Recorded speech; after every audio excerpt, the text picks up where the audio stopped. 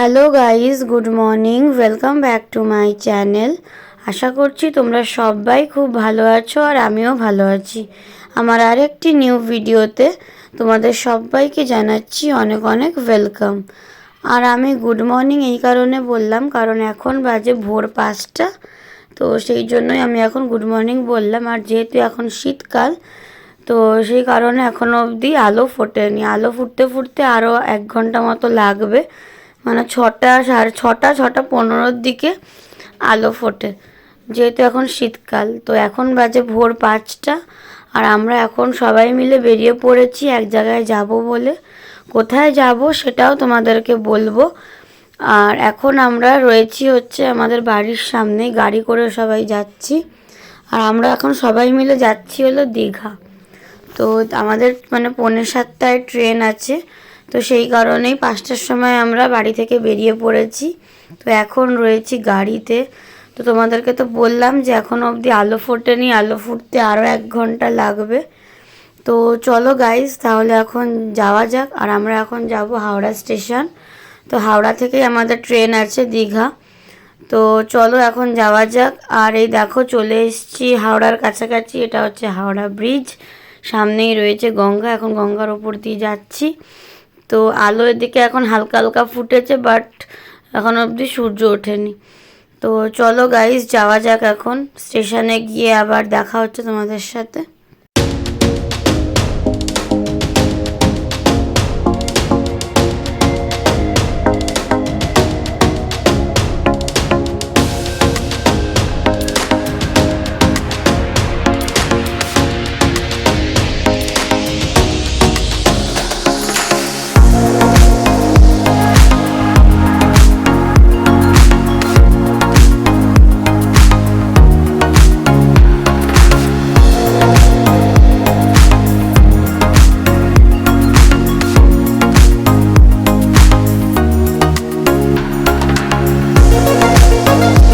আর এদিকে দেখো গাইজ, আমরা নেমেও পড়েছি গাড়ি থেকে।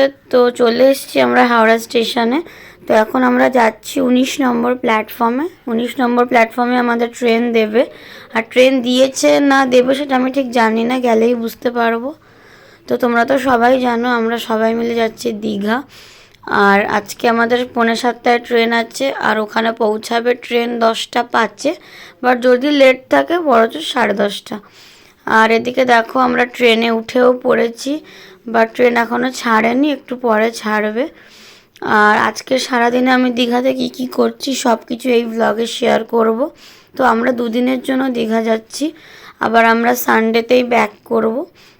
তো এই 2 দিনের খুব ভালো ভালো ব্লগ আসবে, তোমরা ব্লগগুলো দেখতে থাকো। আর এইটা হচ্ছে আমাদের ট্রেন, আমরা এই ট্রেনটা করেই দীঘা যাব। আর সিটগুলো দিয়েছে এরকম সিঙ্গেল সিঙ্গেল সিট, আর ট্রেনটা ফাঁকাই ছিল, বেশি ভিড় ছিল না। আর আজকে তো ফ্রাইডে, আমরা 2 দিনের জন্য দীঘা যাচ্ছি, আমরা আবার সানডেতেই ব্যাক করব।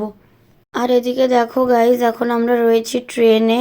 আর ট্রেনটা অনেকক্ষণ আগেই ছেড়েছে আর টাইমে ছেড়েছে। তো ওটাই একটা চিন্তা ছিল যে টাইমে ছাড়বে কি নাই, বাট টাইমেই ছেড়েছে। আর বেশি একটা লেট মনে হচ্ছে করবে না, কারণ আমরা কাঁথির কাছাকাছি চলে এসেছি।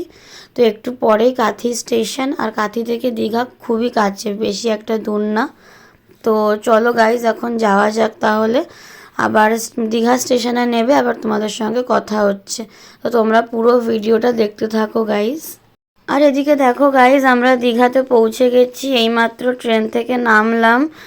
আর ট্রেনটা খুব একটা লেট করেনি, ওই 20 মিনিট মতো লেট করেছে, 10টা 5-এ মানে রাইট টাইম, বাট ওই 10টা 15-20-র মধ্যেই নামিয়ে দিয়েছে। তো বেশি একটা লেট করেনি। এই ট্রেনটা করেই আমরা মানে এলাম। তো এটা হচ্ছে তাম্রলিপ্টা এক্সপ্রেস, আই থিঙ্ক আমি প্রোনাউন্সটা ঠিক করলাম। তো আমি এই ট্রেনে করে দীঘা প্রথমবার আসলাম। তো এখন যাব হোটেলে। হোটেল আমাদের আগে থেকে বুক করা আছে, তো তার জন্য নিয়ে নিয়েছি টোটো। তো আমরা 2টো টোটো ভাড়া করেছি। তো এই টোটো করেই আমাদের একদম হোটেলের সামনে নামিয়ে দেবে। আর আমাদের মানে স্টেশন থেকে হোটেলটা একদমই কাছে, 1 কিলোমিটারও না। বাট যেহেতু আমাদের প্রচুর লাগেজ ছিল, তো সেই কারণে 2খানা টোটো ভাড়া করা হয়েছে। তো চলো গাইজ, তাহলে এখন যাওয়া যাক হোটেলে।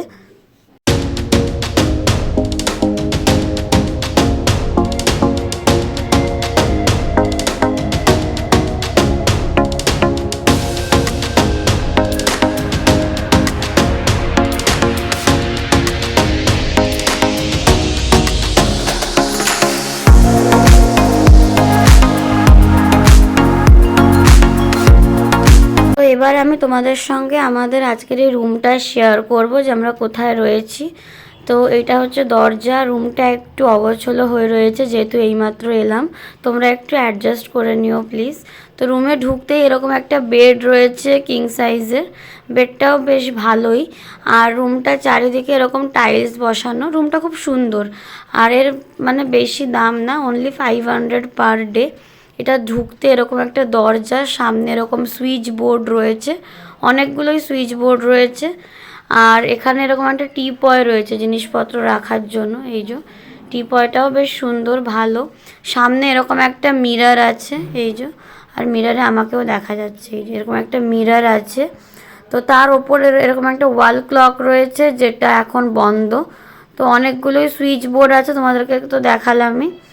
আর এদিকে রয়েছে, চলো দেখাই, এদিকে তো বেড তোমাদেরকে দেখালাম, একটা উইন্ডো আছে যে উইন্ডোতে এরকম স্ক্রিন দেওয়া।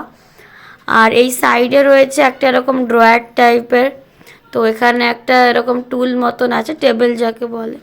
তো তার মধ্যে এরকম একটা ড্রয়ার রয়েছে, নিচেও মানে এরকম জায়গা আছে জিনিসপত্র রাখা, এটা কাপবোর্ড টাইপেও বলা যায়। তো টুলটা ভুল হবে, কাপবোর্ডটাই বলে ঠিক হবে এটা। তো এটাও রয়েছে এখানে জিনিসপত্র রাখার জন্য। তো এবার চলো আমাদের ওয়াশরুমটা তোমাদেরকে দেখাই। তো এটাই হচ্ছে ওয়াশরুম। ওয়াশরুমটাও খুব নিট অ্যান্ড ক্লিন, একদম পরিষ্কার পরিচ্ছন্ন, যেটা আমাদের দরকার হয় সবারই।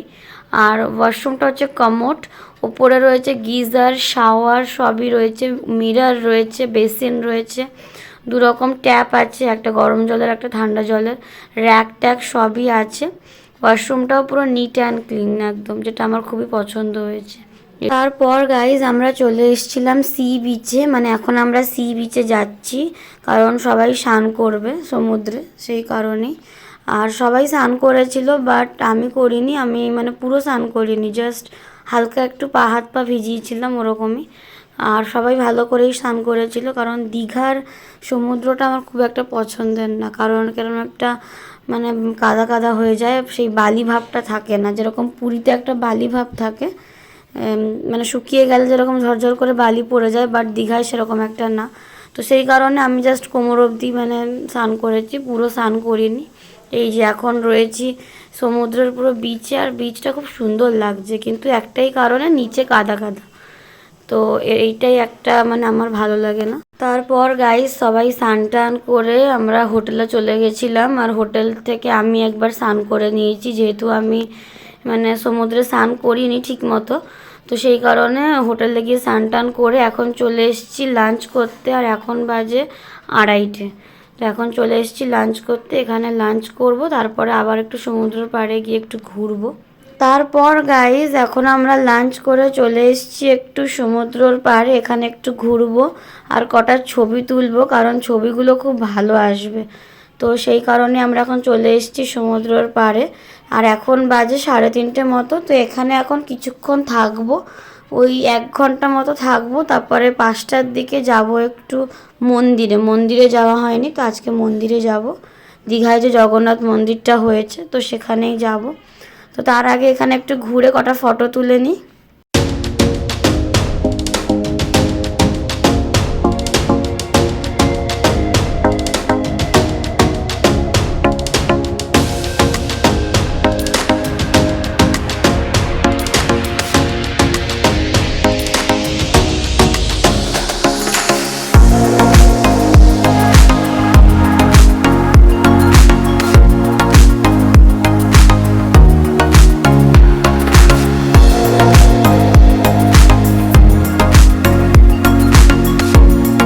দেখো গাইজ এখন বাজে 5টা, তো ওই জন্য একটু অন্ধকার অন্ধকার হয়ে এসছে। আর এখন আমরা যাব জগন্নাথ মন্দিরে, মানে দীঘার জগন্নাথ মন্দিরে। তো সেই কারণে এখন আমরা সমুদ্রের পাড় থেকে বেরিয়ে এলাম, না হলে লেট হয়ে যাবে, আর একটু পরেই না অন্ধকার হয়ে যাবে। তো এখন তো 5টা বাজলেই অন্ধকার হয়ে আসে, তো সেই কারণে আমরা আর বেশি লেট করলাম না, এক্ষুনি বেরিয়ে পড়লাম সমুদ্রের পাড় থেকে, ডাইরেক্ট যাব মন্দিরে। তো চলো গাইজ তাহলে এখন যাওয়া যাক।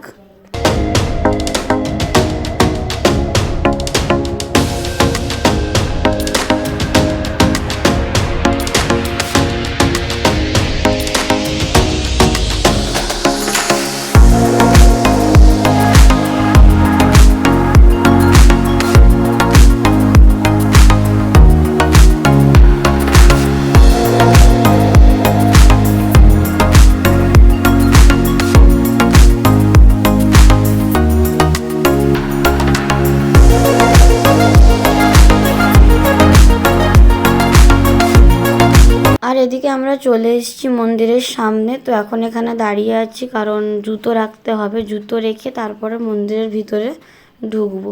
তো জুতো স্ট্যান্ডের সামনে এখন দাঁড়িয়ে রয়েছি, এখানে জুতো মানে রাখবো, তারপরে যাব ভিতরে। তো চলো মন্দিরের ভিতরে গিয়ে আবার তোমাদের সঙ্গে সব কিছু শেয়ার করবো যতটুকু আমি দেখতে পারবো। কারণ মন্দিরের ভিতরে ফোন অ্যালাউ আছে, কিন্তু মেন যেখানে জগন্নাথ থাকে সেখানে এখন আর ফোন অ্যালাউ নেই। তো ওইটা তো দেখাতে পারবো না, বাকিটা যতটুকু পারবো আমি তোমাদের সঙ্গে শেয়ার করব। তো চলো তোমরা পুরো ভিডিওটা দেখতে থাকো গাইস। আর রাত্রিবেলা না, মানে সন্ধেবেলা বা রাত্রিবেলা মন্দিরটা দেখতে দারুণ লাগে। আমি তো সামনে থেকে দেখলাম, মানে বাইরে থেকে দেখলাম, সামনে থেকে দারুণ লাগছে, ভিতরে আরও দারুণ লাগবে। তো চলো তাহলে যাওয়া যাক এখন।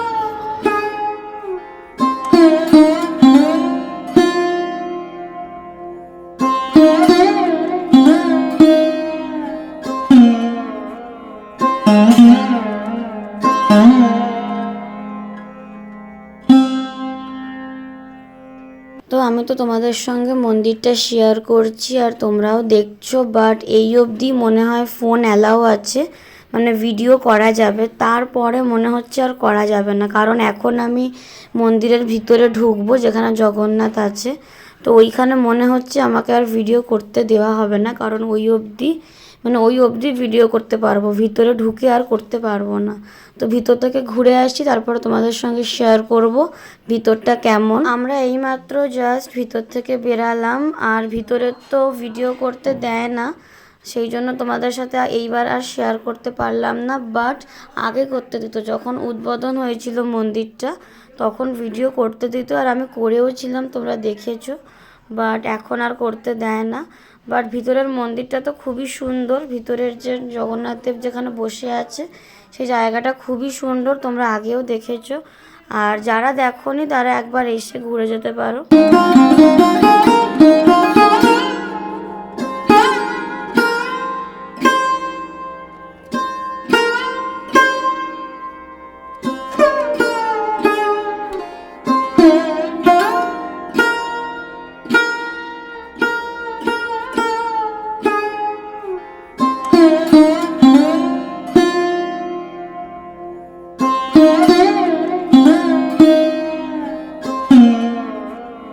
Mm-hmm.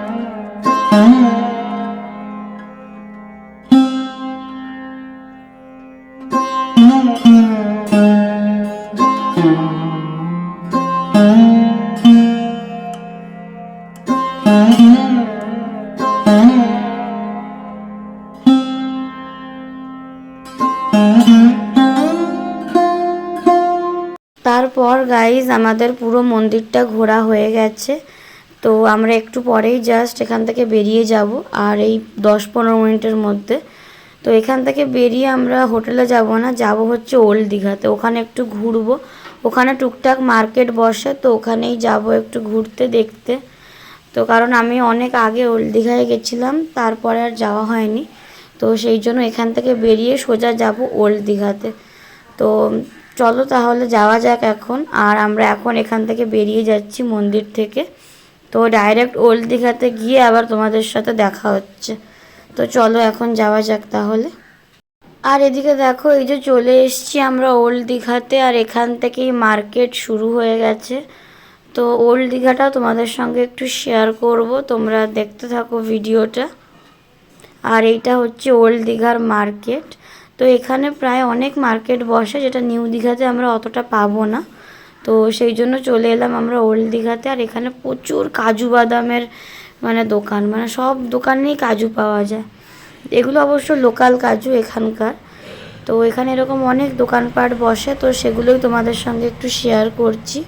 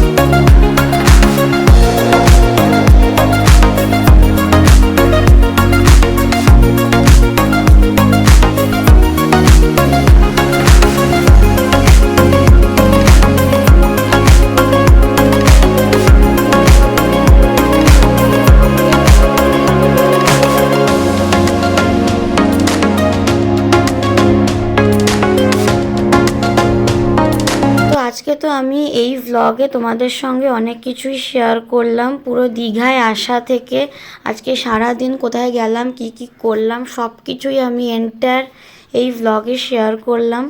আশা করব আজকের এই পুরো ভ্লগটা তোমাদের খুব ভালো লেগেছে আর খুব ইন্টারেস্টিংও লেগেছে।